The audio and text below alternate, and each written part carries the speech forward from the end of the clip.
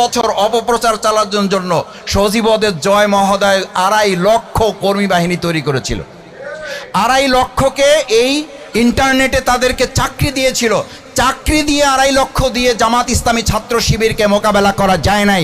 আজকে যারা cyber force দিয়ে আমাদেরকে মোকাবেলা করার জন্য ঘোষণা দেন, ভালো করে মনে রাখেন, ওই 2.5 লক্ষের ব্যাপারে এই দেশের 18 কোটি জনগণ প্রত্যেকে তার জায়গায় থেকে ভূমিকা পালন করে তাদেরকে যেমন মোকাবেলা করেছে, আজকে এই জনগণের বিরুদ্ধে কেউ সাইবার ফোর্স তৈরি করে গুজব বাহিনী তৈরি করলে তাদেরকেও মোকাবেলা করা হবে।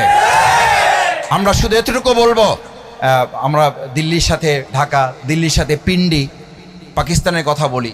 দেখেন, বাংলাদেশ জামাত ইসলামী একজন কর্মী, একজন সমর্থক, একজন সহযোগী, একজন শুভাকাঙ্ক্ষী এই 17 বছর, বিগত 53 বছর জেল, জুলুম, নির্যাতন, নিপীড়নের মুখে পড়ে আপনি কখনো শুনেছেন যে আমরা দেশ ছাড়া হয়েছি? বরং দেশের বাইরে ছিল আমাদের মীর কাসেম আলী মিন্টু ভাই। মৃত্যু নিশ্চিত জেনেও তাকে জানানো হয়েছে যে আপনি আসলে গ্রেপ্তার করা হবে, ফাঁসিতে ঝোলানো হবে। এটা জানার পরও তিনি দেশে এসেছেন এবং বলেছেন, এই দেশ আমার, যদি প্রয়োজন হয় আল্লাহর জন্য, আল্লাহর দিনের জন্য, এই দেশের জন্য আমি জীবন বাজিয়ে রাখবো, এই দেশেই আমার মৃত্যু হবে, এই দেশ থেকে আমাকে কেউ বিতাড়িত করতে পারবে না। আপনি সেই দেশের, সেই দলের জনগণকে, সেই দেশের কর্মীদেরকে আপনি দেশ ছাড়ার ভয় দেখিয়ে কোনো লাভ আছে? এই ভয় যারা দেখান তারা তো ভয় দেশে বসে দেখান না, তারা তো ভয় বিদেশে বসিয়ে দেখাচ্ছেন।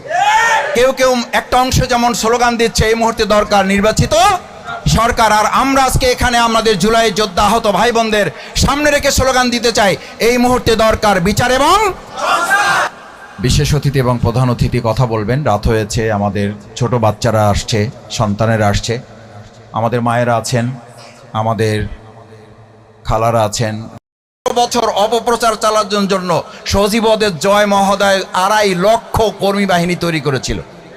2.5 লক্ষকে এই ইন্টারনেটে তাদেরকে চাকরি দিয়েছিল। চাকরি দিয়ে 2.5 লক্ষ দিয়ে জামাত ইসলামী ছাত্র শিবিরকে মোকাবেলা করা যায় নাই। আজকে যারা সাইবার ফোর্স দিয়ে আমাদেরকে মোকাবেলা করার জন্য ঘোষণা দেন, ভালো করে মনে রাখেন, ওই 2.5 লক্ষের ব্যাপারে এই দেশের 18 কোটি জনগণ প্রত্যেকে তার জায়গায় থেকে ভূমিকা পালন করে তাদেরকে যেমন মোকাবেলা করেছে, আজকে এই জনগণের বিরুদ্ধে কেউ সাইবার ফোর্স তৈরি করে গুজব বাহিনী তৈরি করলে তাদেরকেও মোকাবেলা করা হবে। আমরা শুধু এতটুকু বলবো, আমরা দিল্লির সাথে ঢাকা, দিল্লির সাথে পিন্ডি, পাকিস্তানের কথা বলি। দেখেন, বাংলাদেশ জামাত ইসলামী একজন কর্মী, একজন সমর্থক, একজন সহযোগী, একজন শুভাকাঙ্ক্ষী এই 17 বছর, বিগত 53 বছর জেল, জুলুম, নির্যাতন, নিপীড়নের মুখে পড়ে আপনি কখনো শুনেছেন যে আমরা দেশ ছাড়া হয়েছি?